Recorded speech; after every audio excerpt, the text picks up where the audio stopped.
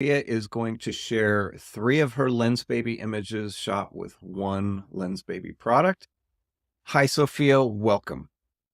Hi, I'm very happy to be here. I'm very excited to be able to share more information about my images and the process and how I got to take them and capture them. I'm so glad you're up for a conversation about your process. What kind of photography do you do historically, and how is that different than what we're going to be looking at today?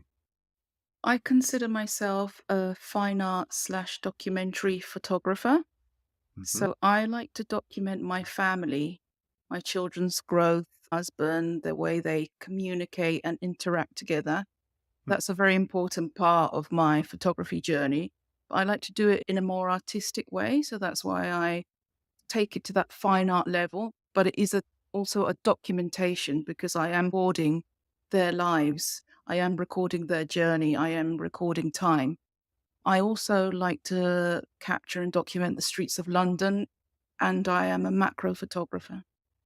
So you're doing things close to home, it sounds like. You live in London. You're documenting your daughter growing up, your husband, the relationship there.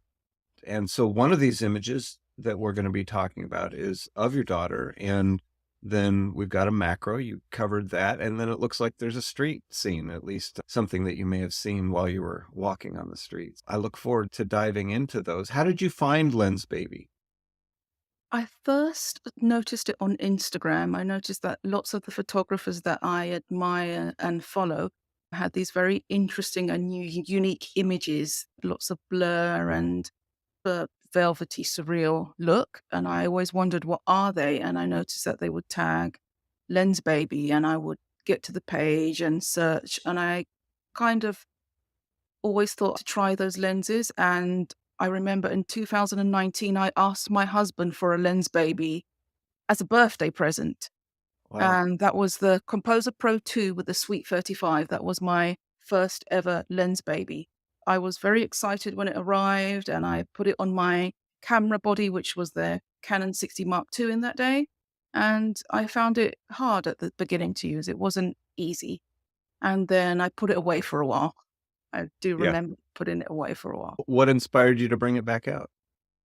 I knew I had to continue giving it a try because I had read blog posts that you had to keep it on your body and just walk out with it for, let's say, for a week or 2 weeks and just never take it off and just capture as many scenes as you can. And then you would get used to it and understand the mechanics, the whole manual focus feel, because I wasn't used to manual focus lenses. That was really hard for me.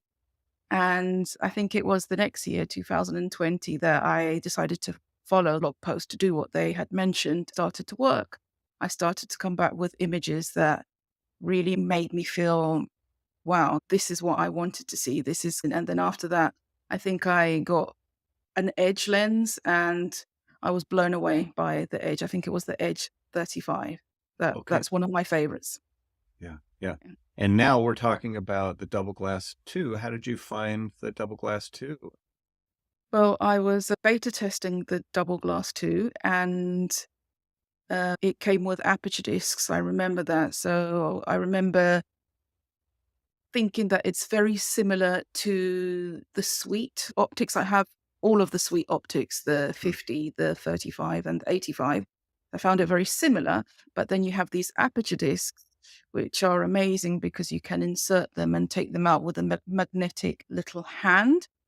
And what they do is they add texture to your background, or when you have bright lights or bokeh lights, they change the shapes of these lights. That was really wonderful. I really, really loved that. So it became a favorite, another favorite. Let's flip over to the screen that shows that setup. Now, talk to me about this whole setup. So this one is the Sony A7R4. So this was my move to mirrorless. Okay. And the poser for the Sony mirrorless system for an E mount. And it was a very easy move because I had all the optics. So all I had to do was just adapt the optics to the composer for Mhm. the Sony E mount. And that composer, I have the double glass too.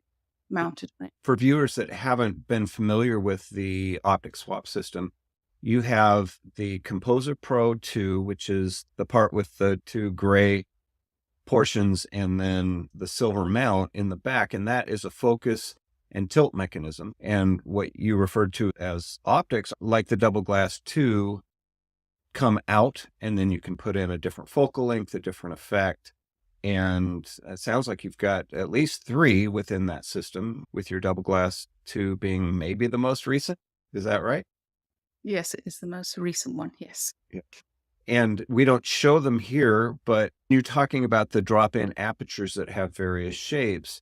We're Mhm. going to see that in the bokeh in your last image. I know 2 of your images use those creative shapes to change the out of focus areas. That was something that was particularly interesting to you. Was it rewarding? Was there a learning curve to using those? There was a learning curve, yes. Actually, when I was shooting indoors, because it was winter, like autumn, winter, and I shoot with natural light. I use window light when I shoot indoors, so I have to really bump up my ISO. And when Yeah, you put the aperture disc, it can get really dark. Was a bit of a learning curve there. But sure. once I realized how it worked, the results were really rewarding. Hmm. So That's great. even if some of my images have very high ISO and they're Mhm. quite grainy because of the weather conditions, because of having that low light, I don't really mind. I think it adds character to the Yeah. image. So this is your first image that you wanted to share, and this is shot with, my understanding is, a double glass 2 without any aperture disc installed as far as the shaped aperture discs, because it has 2 aperture systems. Tell me why you wanted to share this image and what makes this important to you. When I was beta testing it, I knew that I would do a series of images. One would be on my daughter because of the weather conditions, having low light. We would do the indoor portraits that I always do using natural window light and my black background. And she is the one that always models for me when I ask her. My son doesn't really like to join me in these kinds of portraits, and it's okay. She likes to join me, and we do usually I usually shoot her face, but my daughter really loves to paint and draw, and she was the one that said if I could make some pictures of her drawing, and which I found very interesting because I've always wanted to work on a hand series. And I've Ah, taken a few pictures of her hands in the past, and some of them have become one of them became a book cover.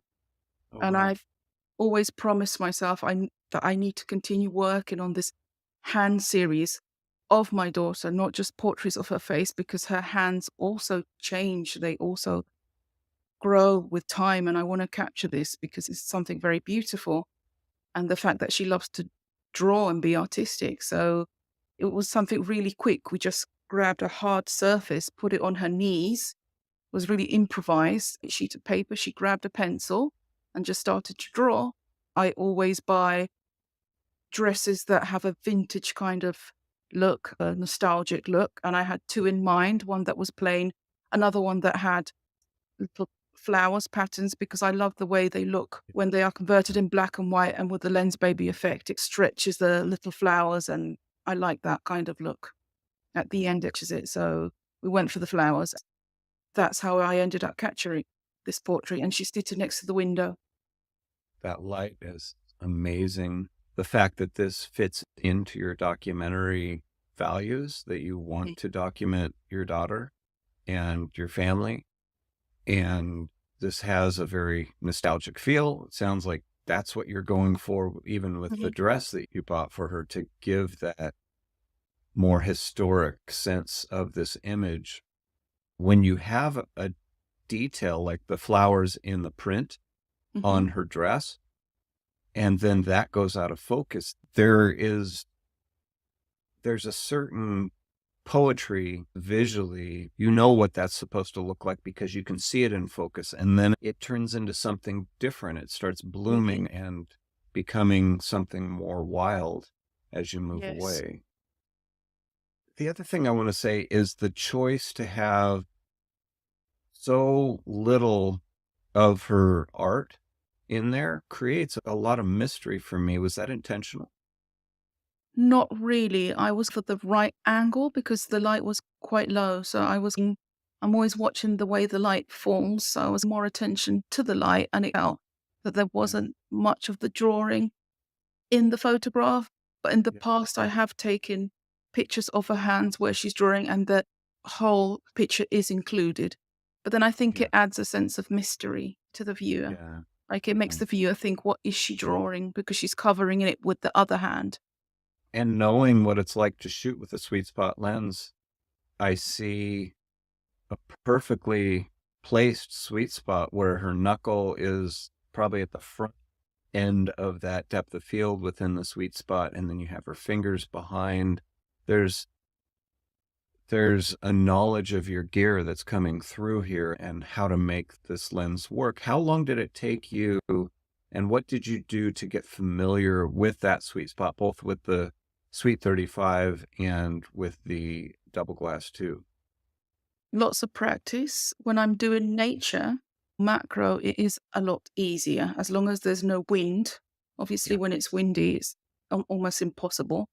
But with still life and macro, it's easy. But with children, and especially my daughter, like I can't tell her, stop drawing, keep your hand still because it's true for her. Yeah. She was just drawing. So it means I have to listen and try and focus and just take many shots to get the image right. There are moments when she will sit still, but in this picture, she really just wanted to draw, and I knew she wanted to draw. So I did have to take quite a few shots to get her hand, which was the hand where she's holding the pencil, in focus. So lots of trial and error. Yes, lots of shots for this one. Yeah. If you were to reshoot this image, is there anything you would do differently? No, I think this is one of my favorites. I really like it, and it's going to be in an exhibition in Barcelona soon. Yeah. So I'm very happy about that. And if there was one thing, I wouldn't mind trying it maybe with studio lights. And what would the advantage of studio lights be for this scene? It could remove the grain, but then I love the grain. It adds that film kind of quality. But I'm to that step where I want to try it. So Sure. that might be the next thing I do. Great. Let's move on to the next one. So this is an image of some hydrangea flowers that are a little past their prime, or maybe they're in their prime, and this is what we've been waiting for. But talk to me about this macro image that you shot with the double glass 2, and why is this image important to you? I have quite a small garden, and I wouldn't say I'm an expert gardener or professional gardener, but it's something, another journey like photography. It's something I'm enjoying, I'm learning, and my little hydrangea plant, I've taken care of it for the last 2, 3 years, and it's grown and blossomed. And I've been documenting it as well. It's how it changes through seasons, like I do with my children. And it's special to me because it's mine, it's in my garden. I've had it since it's small. I find it very beautiful when nature is dead or dry, or some people may not find it, but I find it beautiful. And I think hydrangeas look like lace. They have Mm, these intricate details, and I'm just fascinated by it because during the winter they have flowers left, and I photograph them. They've got all these details. They look like lace. They're amazing. mm, mhm, So that's why it's important to me because it belongs to my garden, and I took mm, care of it. That's beautiful. You shot this with a sweet spot lens, and my notes say that you used one of the creative apertures, the shapes, the drip splat. What did that do for your image? That was really interesting to discover what it did to the background. Mm, Although this image is quite underexposed because I do like to underexpose most of my images to add that quality of moodiness and add like a dark background. You can't see it very well, but I can see at the back there is some kind of lines and textures that was added by the aperture disc, and I absolutely love it. If it was a little bit brighter, you would be able to see it more, but I can see the texture at the back. yeah, and you're Yeah. pointing out a really good feature of these creative shape apertures, that when you don't have points of light in the background, you just get very subtle changes to the out of focus areas, and it can create a texture, it can create streaks, it can create various things that are just a slight difference from what it would be normally. You add that to the sweet spot, which is really the best effect that you could possibly use in order to make your creative aperture sing on any lens. And all of a sudden, that isn't what a normal lens image would look like. You're layering the effect that comes with the lens with another effect that is created by the shaped aperture.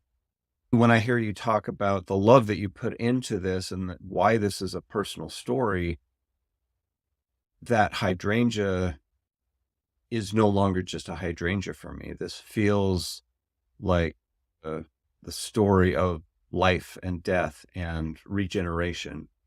Hearing your story in this situation really makes this image sing. So thank you for sharing that. Thank you. Yeah. And then what would you do differently if you were to shoot this again? This one, it's a difficult one because I really like this image and I honestly wouldn't do anything differently because I just like it as it is. Yeah. Not Well, with good. this one. Yeah, that's great. All right, let's move on to the last image. So this one is categorically different than the others. You've got some Mhm. really bright highlights. And then you have what I just described of that very obvious effect of the creative aperture. The aperture is actually the shape of those three birds, and that's the only thing that is allowing light into your camera. So that's why it makes it a little bit darker. But it also is creating all sorts of texture, both super obvious in the points of light, but then less obvious as you're moving to the bottom of these dresses. Wow, this is quite the tapestry. Tell me the story behind this. Tell me why this is an important image for you. So this was taken during Christmas time. Okay. We went for a walk and everything was full of lights and there's lots of traffic lights. And I thought this is going to work great with the aperture discs because I remember Yes. when I tested the soft focus 2 and the aperture discs, I remember being quite surprised Yeah. about the effects you could get with the street lights and all the Christmas lights. So I knew this Mhm. would work really well with all those Christmas lights and traffic lights. So I went out with my daughter and she was looking at these shops and then she saw these really sparkly dresses which they were selling because it's Christmas time and everyone likes a sparkly dress at Mhm. Christmas. And she was really interested in them. And then I saw that the window had all these lights around, and I thought this would be great with the aperture discs. And I took the burr disc and started to experiment while she was serving. Mhm. And then I got all these amazing shapes around the dresses, which added like a frame around it of birds, which is amazing. It really does create a frame and almost a river of light coming through there. It's an interesting choice to have seagulls, which I assume these are based on. It was one of our users that created this aperture. It was part of a competition way back in, I think, 2011, 2010. Seagulls in December. Talk to me about that combination. Why this particular shape of aperture? Because I gave an illusion of like a story of dresses could fly. That's what came up in my mind, so that the dresses would fly or something, or that the dresses had wings. Like I sometimes have these ideas that pop up in my mind and I just follow them. That's creativity. They may not have meaning. They may be from a dream I had, but I thought, what if the dresses could fly or had wings? And it looks like maybe there's birds coming out, like the dresses could be standing somewhere and there's birds coming out from a dark sky, or and that's why the birds worked well with the dresses. Yeah. They could fly, Yeah. or it could be a sky. Again, we're talking poetry, visual poetry here, and Mhm, something that captures your vision that mhm, you may not have seen apart from having this particular tool of this optic with this aperture, but it's vivid for you and it's mhm. important. And this all flows together in a way that probably no one else on the planet would have seen it. Knowing your gear allowed you to create this image. If you were to shoot this scene again, what might you try differently? I've liked to have stepped back a little, and I did try, but then there was a road, so it would have been a bit dangerous. A road with Yeah. buses, yeah, Yeah. to get more of And the window and more birds, yeah. okay. Mhm. And you might have been able to change the composition a little Yeah. bit there to move Yes. daughter to one side and the dresses to another, or go horizontal. So, Sophia, thank you for speaking with me. I have one more question for you, and that is, when you find yourself stuck, what do you do to get yourself out of a creative funk? I definitely find that it helps me to take a break because I find that my mind can get overloaded with the fact of overthinking that I'm stuck. I don't like my work. I don't like producing. So I find that taking a break and sometimes watching documentaries about other photographers or old masters, just putting the camera away for a while or doing some gardening, a different activity, that really helps me Mhm. get back with a Uh, fresh mind. Yeah. yeah, taking a break. I love the idea Mm. of documentaries of masters. Is there a particular documentary you can recommend? I think I went through a series where I was watching, it was on YouTube about different photographers from the film era, from the black and white era. I can't remember all the names at the moment, but I was going through that, through the film era, and like trying to draw inspiration from them. But watching people that have taken pictures like 100 or 150 years ago, I find that really inspirational. Yeah. And I like to do that when I'm in a rut. It just helps me. Mm. If you can find that series, we'll put that into the notes of this video. There's one that I would recommend, Mhm. and it's called Everlasting Moments. And it's a photographer from the early 20th century, and it's one of the most powerful movies I've seen. It's not a strict documentary, but it's based on a true story. So Everlasting Moments, if you can find it, it blew me away. Sophia, thank you so much for going over 3 photos taken with one Lensbaby, the double glass 2. You put so much thought and you bring intentionality to these images to be fine art and also to be documentary, and it shows. And I am impressed by the amount of meaning that these have for you, and that we get a vision into that is a real treat. So thank you, Sophia. Thank you so much for inviting me. Oh, you're welcome. You have a wonderful day.